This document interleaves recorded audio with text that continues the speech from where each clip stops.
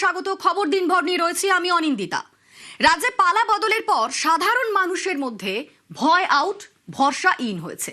কিন্তু যারা অন্য দেশ থেকে অবৈধভাবে এদেশে এসেছেন, দীর্ঘদিন বসবাস করেছেন, তাদের ক্ষেত্রে উল্টোটা। তাদের ক্ষেত্রে ভরসা আউট, ভয় ইন। আর ভরসা নেই অনুপ্রবেশকারীদের। নতুন সরকারের ডিটেক্ট, ডিলিট, ডিপোর্ট অ্যাকশনে অনুপ্রবেশকারীদের মনে ভয় হোল্ডিং সেন্টারে যাওয়ার। তাই হাকিমপুর সীমান্তে দেশে ফেরার ভিড় অনুপ্রবেশকারীদের।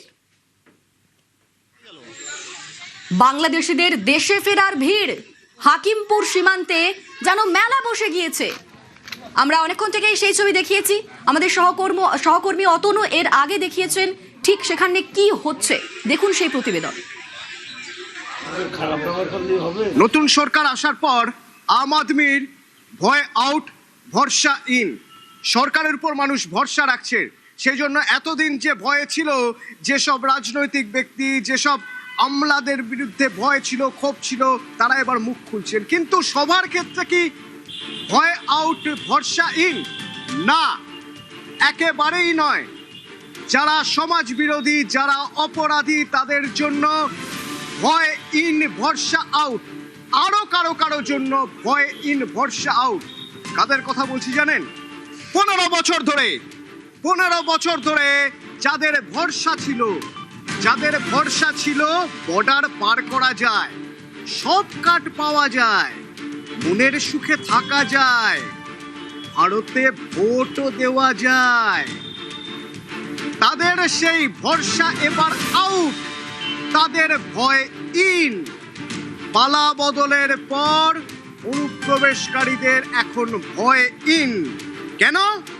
কারণ হাওয়া এবার উল্টো বয়।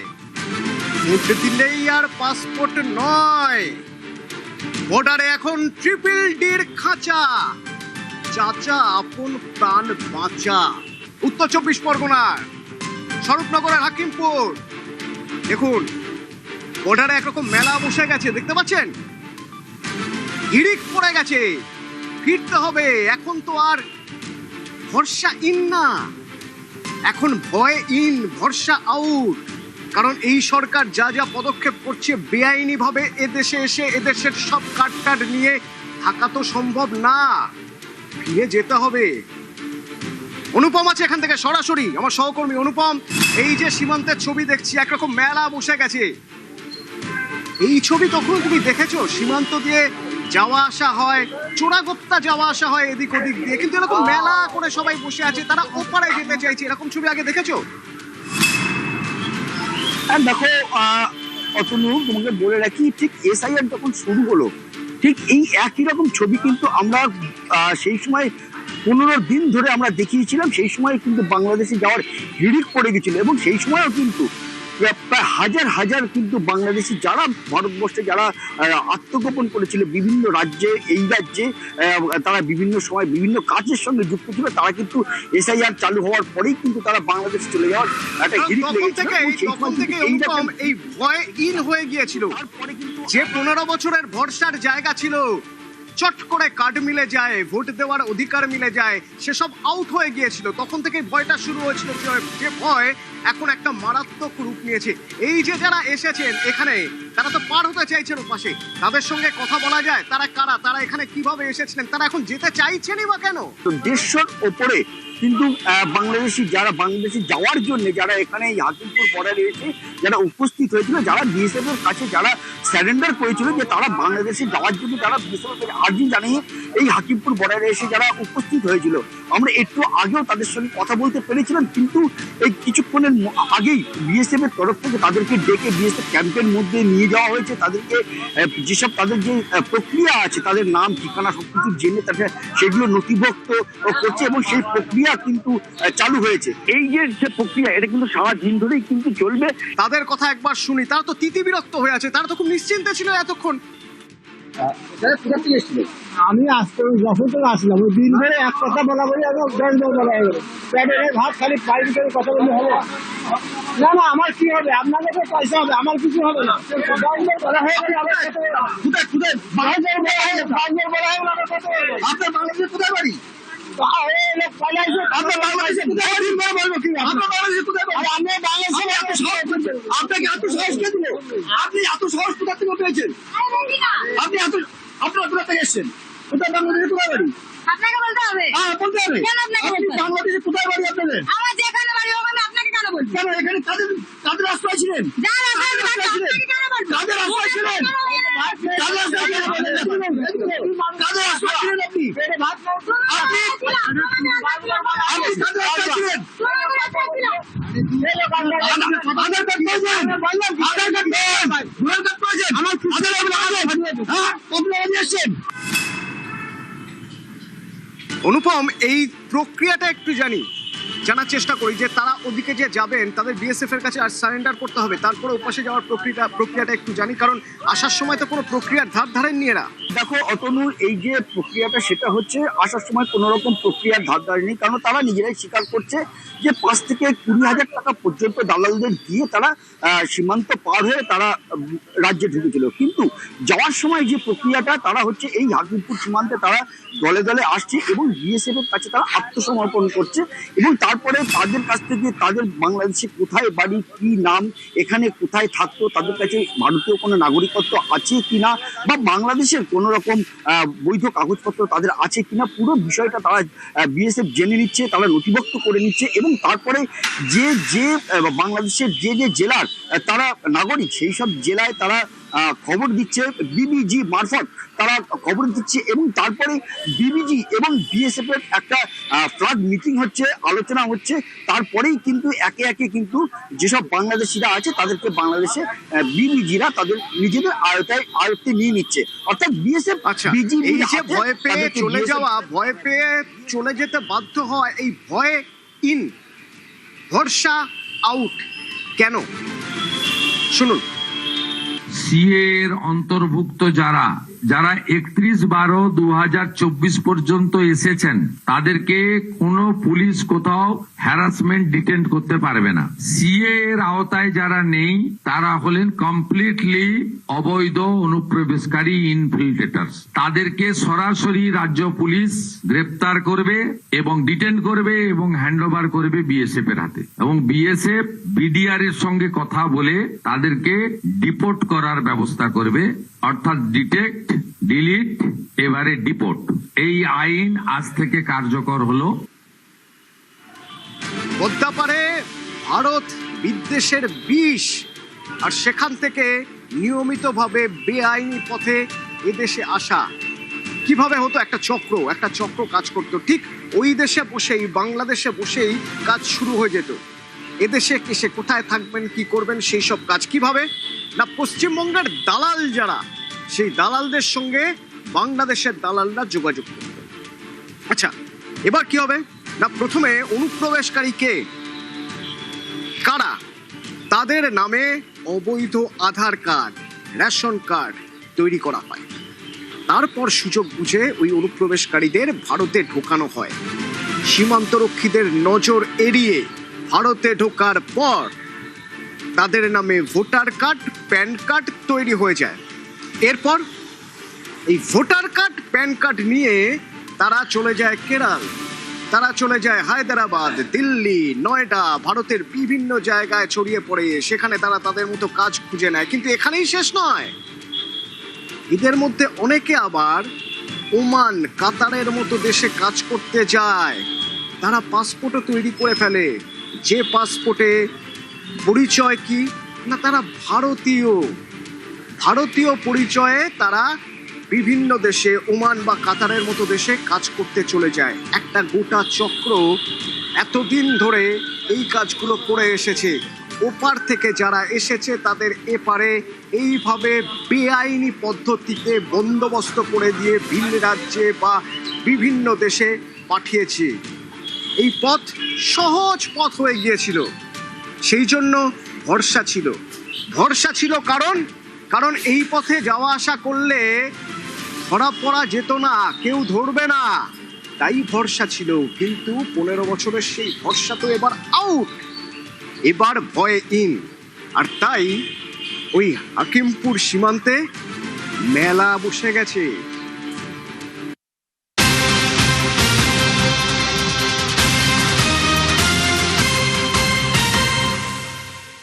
জলঙ্গি থেকে 7 বাংলাদেশি গ্রেফতার। ঈদে দেশে ফেরার পথে পুলিশের জালে। ধৃতদের বাড়ি বাংলাদেশের কুষ্টিয়া জেলায়। কেরলে রাজমিস্ত্রির কাজ করত এই অনুপ্রবেশকারীরা। আরো একবার জানাই, জলঙ্গি থেকে 7 জন বাংলাদেশিকে গ্রেফতার করা হয়েছে ঈদে দেশে ফেরার পথে পুলিশের জালে। এই ধৃতদের বাড়ি বাংলাদেশের কুষ্টিয়া জেলায় এবং তারা কেরলের রাজমিস্ত্রির কাজ করত। আমাদের সঙ্গে সরাসরি রয়েছেন প্রতিনিধি প্রণব। প্রণব, এই বাংলাদেশিরা কতদিন ধরে এদেশে এসে বসবাস করত, কাজবাজ করত, তাদের কিভাবে চিহ্নিত করে পাকড়াও করলো পুলিশ?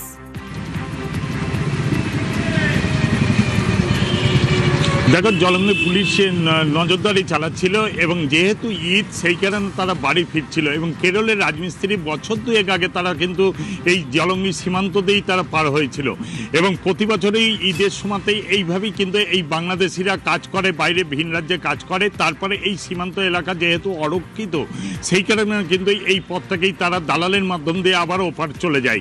ঠিক সেইভাবে গতকাল রাত্রিবেলায় যখন 7 জন বাংলাদেশি কেরল থেকে ফিরে তারা বহরমপুরে নামে, তারপর তারা জলঙ্গি যায়, তারপর সীমান্ত পার হওয়ার সময় তাদেরকে ঘুরতে দেখে পুলিশের সন্দেহ হয়, তারপরে কিন্তু 7 জনকে গ্রেপ্তার করে এবং এই 7 জনকেই আজকে গ্রেপ্তার করার পর তারপর তারা লালগোলায় যে হোল্ডিং সেন্টার তৈরি হয়েছে সেখানে পাঠানো হয়েছে এবং পুলিশের দাবি যে এরা কুষ্টিয়া জেলার বাসিন্দা এবং তারা স্বীকার করেছে এবং বৈধ যে ভোটার কার্ড বা কাগজপত্র তারা দেখাতে পারেনি এবং এইভাবে বছর দুয়েক আগে তারা এই সীমান্ত এলাকা দিয়েই তারা পার হয়ে গিয়েছিল এবং দীর্ঘদিন ধরে সেখানে রাজমিস্ত্রির কাজ করছিল এবং যেহেতু তোমার সামনেই ঈদের পরব সেই কারণে কিন্তু তারা বাড়ি ফেরার জন্য এই রাস্তা দিয়েই কিন্তু পার হওয়ার জন্য বাড়ি কুষ্টিয়া, যার জন্য তারা এই সীমান্ত এলাকাতে যার জন্য তারা করছে এসেছিল বলে কিন্তু পুলিশের কাছে তারা জেরাই স্বীকার করেছে। সঙ্গে থাকো।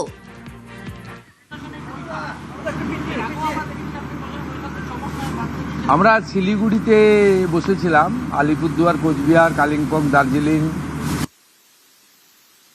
দুর্গাপুরে বসেছিলাম, বাঁকুড়া, পুরুলিয়া, পূর্ব পশ্চিম বর্ধমানকে নিয়ে।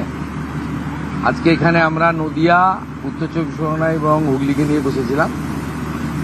অনুরূপ মিটিং আমাদের মালদাতে হবে, মালদা, মুর্শিদাবাদ, উত্তর এবং দক্ষিণ দিনাজপুরকে নিয়ে।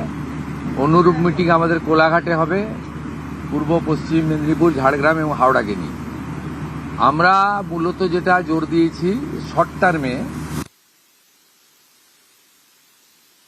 প্রশাসনের সমন্বয়। একটা নতুন ব্যবস্থা চালু হয়েছে, নয় আইনের শাসন। নতুন একটা বিশ্বের সর্ববৃহৎ রাজনৈতিক দল, যে দল নেশন ফার্স্ট মন্ত্রে বিশ্বাসী, তারা জনতা জনার্দনের আশীর্বাদ নিয়ে ক্ষমতা পেয়েছে। নতুন ব্যক্তিরা এমএলএ হয়েছেন, মন্ত্রী হয়েছেন, মুখ্যমন্ত্রী হয়েছেন। আমাদের ভিশন কি, আমরা কি চাইছি, কেমনভাবে রাজ্য চালাতে চাইছি, আমাদের সংকল্পপত্র কি, এটা প্রথমেই অ্যাডমিনিস্ট্রেশনের সর্বস্তরে পৌঁছে যাওয়া দরকার। সেই উদ্দেশ্য নিয়েই আমরা কিন্তু এই পরিক্রমাগুলো করছি। আপনারা এর আগে মিটিংগুলোতে দেখেছেন কত কোটি কোটি টাকা খরচ করা হয়েছে। এই কলকাতা থেকে কল্যাণী আসতে 1 ঘন্টা লাগে এখন জাতীয় সড়কের যুগে, সেখানেও হেলিকপ্টার ব্যবহার করা হয়েছে। এখানে কত রকমের খাবারের ব্যবস্থা, নিশ্চয়ই সারাদিন আছে, দুপুরবেলা একটু খাবার দিতে হবে। এখানে কত গাড়ির মেলা, এখানে অফিসাররা গাড়ি শেয়ার করে এসেছেন। রাস্তা বন্ধ 3 দিন ধরে দক্ষযজ্ঞ, 3 কোটি 4 কোটি টাকা করে এর আগে খরচ হয়েছে। আমরা এইগুলো আপনারা দেখছেন যে সাইলেন্টলি, চুপচাপ, যেটুকু ন্যূনতম না করলে নয়, সেই ব্যবস্থার মধ্য দিয়ে এই সরকার জনগণের কল্যাণ করতে চায়, নিজেদের বৈভব ক্ষমতা দেখাতে চায় না। সেই জন্যই আমরা করছি। মিটিং খুব ফ্রুটফুল হচ্ছে। আমরা এত ডাক পাইনি 5 বছর। আমি প্রথম দিন থেকেই বলেছিলাম প্রশাসনিক মিটিংয়ে আমরা সব এমএলএদের ডাকব আর বিশেষ বিশেষ এমপিদের ডাকব। আজকে বিশেষ বিশেষ এমপিদের মধ্যে বারাসাতের এমপিকে আমরা বিশেষভাবে ডেকেছিলাম, এসছেন উনি। আর আমাদের দলের এমপিদের আমরা ডাকছি সব জায়গায়, কারণ আমাদের এমপিদেরকে বিডিওরা পর্যন্ত, ওসিরা পর্যন্ত তাদের ফোন ধরতেন না। এই সিস্টেম তো ঠিক নয়। আমরা এখানে বলেছি আইপিএস আইএসরা জানেন একটা পাবলিক রিপ্রেজেন্টেটিভকে কিভাবে রেসপেক্ট দিতে হয়, মহারাষ্ট্র সরকার করেছে যে কোনো নির্বাচিত প্রতিনিধিকে যদি অনার না দেন, কিভাবে অনার দেবেন সেটাও স্টেট ক্যাডার এবং ন্যাশনাল ক্যাডারে বলা আছে। এগুলো আমরা এখানে করেছি, বলেছি, এবং আজকে এখানে বসিরহাটের অনেক অপোজিশনের এমএলএরাও যুক্ত হয়েছিলেন, তাদের মধ্যে একজনকে বলার সুযোগও আমরা দিয়েছি। আমরা চাই যে কেন্দ্র রাজ্য ডবল ইঞ্জিনের সুফল মানুষ পাক, এবং কেবলমাত্র নির্বাচনের সময়ই রাজনৈতিক কচকচানি হোক। সারা বছর আমরা কনস্ট্রাকটিভ আইডিয়া নিয়ে কাজ করি। আপনাদের মাধ্যমে মাননীয় প্রধানমন্ত্রীর 12 বছর সম্পূর্ণ হয়েছে। ভারত সরকার 5ই জুন বিশ্ব পরিবেশ দিবস থেকে 21শে জুন বিশ্ব যোগা দিবস ন্যাশনাল প্রোগ্রাম ডিক্লেয়ার করেছেন। পশ্চিমবঙ্গ সরকার এই ন্যাশনাল প্রোগ্রামে পার্টিসিপেট করছে, আমরা ঘোষণা করেছি। 5ই জুন রাজ্যের সমস্ত ব্লকে এবং পুরসভাতে ইনক্লুডিং কর্পোরেশনে মায়ের নামে একটি গাছ লাগানোর কর্মসূচি হবে। প্রত্যেক বিধায়কদেরকে অরণ্য দপ্তর, পরিবেশ দপ্তর, দুটো দপ্তর নোডাল থাকবে, তারা ফলের গাছ দেবেন এলাকায় বিতরণ করার জন্য, এলাকায় লাগানোর জন্য। 12 থেকে 20 জুনের মধ্যে 3 দিন জনকল্যাণ শিবির করতে বলা হয়েছে ভারত সরকারের পক্ষ থেকে। আমরা 3টে ডেট বেছে নিয়েছি, ওয়ার্কিং ডেট 15, 16, 17। আমরা সিএস এর মাধ্যমে প্রশাসনকে বলেছি স্কুলে যেন না হয়, যাতে ক্লাস হ্যাম্পার না হয়। বিডিওরা এবং পুরসভার ক্ষেত্রে সিওরা, আর কর্পোরেশনের ক্ষেত্রে কমিশনাররা দায়িত্বপ্রাপ্ত হবেন। বিধায়করা এবং যে এমপিরা সেখানে চিফ গেস্ট হবেন, ইনোগোরেটর হবেন। সব জায়গায় জনকল্যাণ শিবির হবে। সেখানে ভারত সরকার এবং রাজ্য সরকারের চালু থাকা এবং আগামী দিনে আসতে চলা সমস্ত স্কিম আমরা তার বেনিফিট মানুষকে দেব এবং সচেতন করব। 15, 16, 17 জুন। 21শে জুন বিশ্ব যোগা দিবস আয়ুষ ডিপার্টমেন্ট, যা পশ্চিমবঙ্গ সরকারের হেলথ ডিপার্টমেন্টের অন্তর্গত, এবং স্পোর্টস ডিপার্টমেন্ট মিলে করবে। পুলিশ থেকে, স্কুল থেকে, এনসিসি থেকে, নানা এনজিও অর্গানাইজেশন, উৎসবের মতো পৃথিবীর 200টা দেশ ভারতের যোগা দিবসকে গ্রহণ করেছে। আমরা বিচ্ছিন্ন ছিলাম, আমরা এবারে যুক্ত হলাম। উৎসবের মতো হবে। আয়ুষ ডিপার্টমেন্টের প্রোটোকল মেলে যেখানে যেখানে পাবলিক যোগা হবে তার আগে 2 দিন রিহার্সাল বা তাদের যা প্রোটোকল আছে, প্রোটোকল ভেঙে হঠাৎ করে যোগা পালন করতে কেউ যাবেন না, ছবি তোলার জন্য যাবেন না। সেই প্রোটোকল মেনে তারা করবেন। আজকে একটা নীতিগত সিদ্ধান্ত নিয়েছি, ক্যাবিনেটে এটা অনুমোদনের জন্য আমি রাখবো। আয়ুষ দপ্তরকে আমরা হেলথ থেকে আলাদা করছি। আমরা আয়ুষ মিনিস্ট্রি আলাদা করব এবং আয়ুষের ক্ষেত্রে আমরা একজন ভালো কম্পিটেন্ট অফিসারকে দায়িত্ব দেব, করে আয়ুষের যে অপরচুনিটি রয়েছে গোটা দেশে, সেই অপরচুনিটিকে আমরা কাজে লাগাবো। আজকের সমন্বয় মিটিংয়ে প্রথম হচ্ছে কোঅর্ডিনেশনের কথা বলা হয়েছে, দ্বিতীয় বলা হয়েছে হেলথ সেক্টরকে প্রায়োরিটি দিতে, তৃতীয় বলা হয়েছে প্রি মনসুনের কাজকে প্রায়োরিটি দিতে, 4 বলা হয়েছে স্বাস্থ্যসাথীকে আয়ুষ্মান ভারতে কনভার্ট করা এবং লক্ষ্মীর ভাণ্ডারকে অন্নপূর্ণা যোজনায় কনভার্ট করার কাজ শুরু করা। আগামীকাল বিকেলে নবান্ন থেকে আমি এবং সংশ্লিষ্ট দপ্তরের মাননীয় মন্ত্রী, সিএস, এফএস এবং অন্য আধিকারিকদের উপস্থিতিতে অগ্নিমিত্রা পাল এবং আমি একটি ফর্ম পাবলিশ করব, যেই ফর্ম অন্নপূর্ণা যোজনায় ফিল আপ করতে হবে। এবং আমরা কালকেই বিস্তারিত বলবো, কারণ এনরোলমেন্ট যত তাড়াতাড়ি করবেন তত বেনিফিট আমরা দিতে পারবো। আমাদের অন্নপূর্ণা যোজনার প্রক্রিয়াটা শুরু হয়ে যাবে কাল থেকে। যেমন যেমন ফর্ম ফিল আপ হবে তেমন তেমন 3000 টাকা ট্রান্সফারও শুরু হয়ে যাবে। আর যতক্ষণ না 3000 টাকা ট্রান্সফার হচ্ছে, স্বাস্থ্যসাথী যেমন কন্টিনিউ রাখা হয়েছে আয়ুষ্মান ভারত কনভার্ট না হওয়া পর্যন্ত, এখানে আপনার লক্ষ্মী ভাণ্ডারকেও কন্টিনিউ করা হবে। বিস্তারিত কালকে আপনারা জানতে পারবেন, ফর্মের কপিও আপনারা কালকে পাবেন। অফলাইন অনলাইন অবশ্যই থাকবে, শুধু পাবলিকের উপরে ছেড়ে দেওয়া হবে না, বিধায়করা নিজ উদ্যোগে ফর্ম ফিল আপ করাবেন এবং সরকারও বিডিওদের নেতৃত্বে প্রত্যেক বাড়িতে বাড়িতে ফর্ম ফিল আপের জন্য সহযোগিতা করার জন্য লোক পাবেন। এবং মাথায় রাখতে হবে, ভারতীয়রাই কেবলমাত্র এই সুযোগ পাবেন, অভারতীয়রাই সুযোগ পাবেন না। ভারতবর্ষের সরকারের টাকা বাংলাদেশ থেকে আসা অবৈধ অনুপ্রবেশকারীদের দেওয়ার জন্য নয়, এটা খুব ক্রিস্টাল ক্লিয়ার। সরকারি বাসে আপাতত সব মহিলাদের আমাদের ফ্রি সুযোগ তারা পাচ্ছেন আগামী সপ্তাহ থেকে। তো আগেই ক্যাবিনেট অনুমোদন দিয়েছে, এটা কার্যকর হচ্ছে। কিন্তু আমরা এখনই সবাইকে সব মহিলা বললে সুযোগ দিলে পরবর্তীকালে কিন্তু কার্ড করব। আমরা দেখেছি ডোমকলে বিগত সরকারের সময় পুরুষরা লক্ষ্মীর ভান্ডার পেয়েছেন। কেউ যদি মুখ মাথা চাপিয়ে রেখে শিলিগুড়ি থেকে এনবিএসটিসির ভলভো বাসে উঠলেন দীঘা আসবেন বলে, তিনি যদি বোরখা পরে চলে আসেন তাহলে তাকে পুরুষ না মহিলা দেখার কোনো মেকানিজম বাসের ড্রাইভার কন্ট্রাক্টরের নেই। আপাতত চালু করলেও পরে আমরা মহিলাদের জন্য আলাদা ফ্রি কার্ড করে দেওয়ার ব্যবস্থা করব। আমরা প্রাথমিকভাবে আলোচনা করেছি এবং এটা আমরা কার্যকর করতে চলেছি। আমাদের মা ক্যান্টিন রয়েছে, সেই ক্যান্টিনগুলোতে 367টা, তাই তো অ্যাপ্রক্স 400-র কাছাকাছি সংখ্যা আপাতত এই থাকছে। সেখানে আমরা 2 দিন করে মাছ খাওয়াবো, সপ্তাহে 2 দিন করে মাছ খাওয়াবো, 5 টাকাতেই খাওয়াবো। এই কাজগুলো আমরা করছি। বাকি অন্যান্য বিষয়গুলো হবে।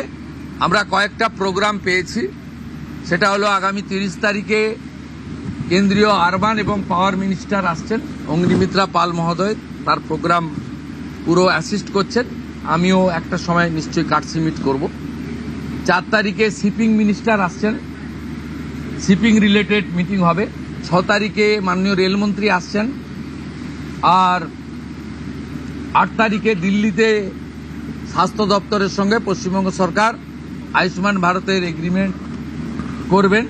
এই প্রোগ্রামগুলো আপনাদের মাধ্যমে আমরা জানাতে চাই। আমাদের সরকার, আপনাদের সরকার আগামী সপ্তাহ থেকে মুখ্যমন্ত্রীকে বলো বন্ধ হয়ে যাচ্ছে, তার জায়গায় আমরা নাম দিচ্ছি আপনার সরকারকে বলুন।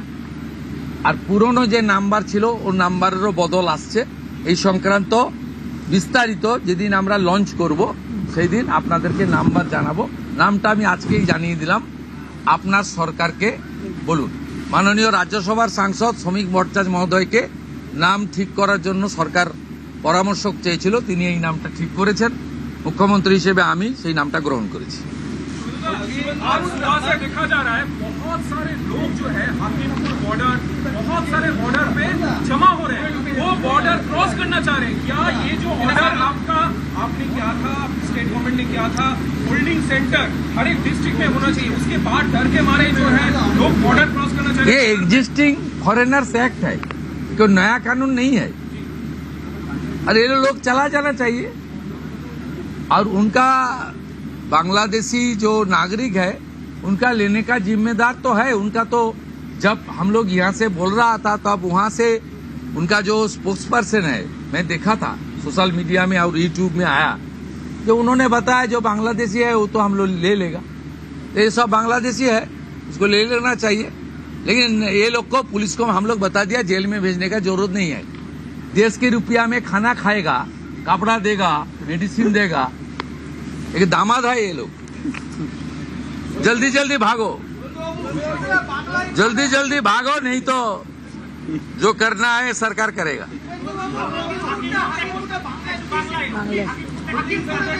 না না, আমি হাকিমপুর সম্পর্কে জানি না, আমি মিডিয়াতে দেখছিলাম। তো এটা নতুন কিছু নয়, প্রেজেন্ট অ্যাক্টই রয়েছে। এবং আমরা বলে দিয়েছি যে বাংলাদেশের অবৈধ অনুপ্রবেশকারী তাদেরকে কোর্টে পাঠানোর কোনো দরকার নেই, আইনে নেই। সরাসরি পুলিশ নেবে এবং বিএসএফ এর হাতে হ্যান্ড ওভার করবে। বিএসএফ এর যা ভারত সরকার বাংলাদেশ সরকারের সঙ্গে আছে এগ্রিমেন্ট, তাতে বাংলাদেশি প্রুফ করে হ্যান্ড ওভার করে দেবে। আমাদের জেলে 3 মাস 6 মাস 2 বছর রেখে আপনার চাল, আপনার ডাল, আপনার তেল, আপনার মাছ, আপনার ডিম, আপনার কাপড়, আপনার মেডিসিন ওদেরকে দেব কেন? এটা তো ভারতীয়দেরই ক্ষতি হচ্ছে, আমাদের রাজ্যেরই ক্ষতি হচ্ছে। সেই জন্য আইনটা এতদিন ছিল ভোট ব্যাংকের স্বার্থে কেউ বা কারা ব্যবহার করেনি। আমরা ভোট ব্যাংকের বাইরে গিয়ে দেশের স্বার্থে, রাজ্যের স্বার্থে এই আইন কার্যকর করছি। আবেদন করেছেন যে যারা এতদিন অভিযুক্ত রয়েছেন তাদেরকে গ্রেফতার করার জন্য এসপির কাছে, পুনরায় কি তদন্ত শুরু করবেন? আমি আবেদন পাই, এসপির কাছে উনি আবেদন করেছেন। এসপি নিশ্চয়ই ডিজিকে পাঠাবেন, ডিজি আমার সঙ্গে পরামর্শ করবেন। আমি হোম মিনিস্টার হিসেবে নিশ্চয়ই, আমার তো আইনের শাসন প্রতিষ্ঠা করার জন্যই আমাকে আপনারা মুখ্যমন্ত্রী করেছেন। তা আইনের শাসনে তামান্নাও আইনের শাসন পাবেন। আমরা তো বলেছি শাসকের আইন চলবে না, আইনের শাসন চলবে। আমরা তো বলেছি স্কুল, কলেজ, মন্দিরের 1 কিলোমিটারের মধ্যে মদের দোকান লাইসেন্স দেওয়া যাবে না। এ সরকার অন্যভাবে চলবে, চিন্তার কোনো কারণ নেই। আমার সঙ্গে ভারত সরকারের মন্ত্রী জিতেন্দ্র সিং এর একটা মিটিং আছে 3:30-র সময়। এখন 2:30 বাজতে যায়, 1 ঘন্টা লাগবে যেতে। প্লিজ,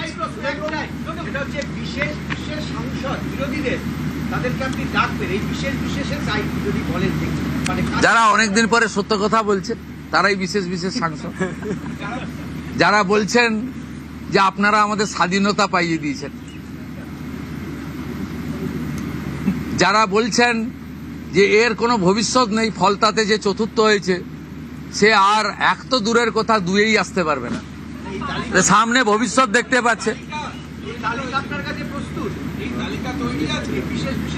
না। আমি বলবো না, আপনারাই তো দেখাচ্ছেন। আমি তো আপনাদের চ্যানেলেই দেখছিলাম বারাসাতের সাংসদ কি বলছেন। তারপরে সরকারকে বললাম যে উনাকে ডাকুন, উনি নিশ্চয়ই কোঅপারেশন করতে চান। উনি আজকে বক্তৃতা করলেন, কোঅপারেশন করলেন, যাওয়ার সময় হ্যান্ডশেক করলেন, বলে এই প্রথমবার একটা ভালো মিটিং হলো। আমি এর আগে অনেক মিটিংয়ে যোগদান করেছি, বলতেই দেয় না।